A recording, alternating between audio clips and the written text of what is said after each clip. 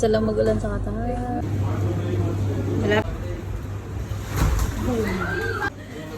Close to yung shop. Yan yung baha pag dito galing sa taas. Grabe, 1 hour lang yun. The car is, we cannot use it again. Oh my God. Yung sasakyan na yan, may tubig na siya sa loob.